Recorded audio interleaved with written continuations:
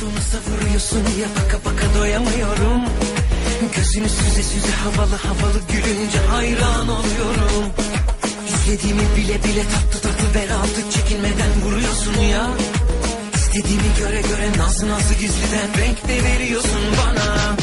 Şans meleğim nerelerdeydin, tam zamanında geldin. Süper süper, en güzel bölüm başlıyor, yanıma uzan seyredelim. Süper süper, şans meleğim nerelerdeydin, tam zamanında geldin. Süper süper, en güzel bölüm başlıyor, yanıma uzan seyredelim.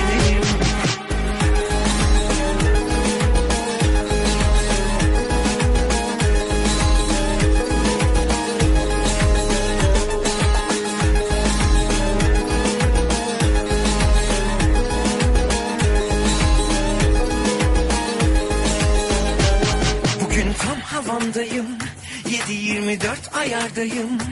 Dört dörtlük bir moddayım, altın günüm bugün. Sağımdan kalkmışım, gülerek uyanmışım. Özlenecek, meraklanacak bir sevgili var artık. Saçını bir sağa bir sola savuruyorsun ya, baka baka doyamıyorum. Gözünü süze süze havalı havalı gülünce hayran oluyorum. İstediğimi bile bile tatlı tatlı bel altı çekinmeden vuruyorsun ya. İstediğimi göre göre nazlı nazlı gizliden renk de veriyorsun bana. Şans meleğim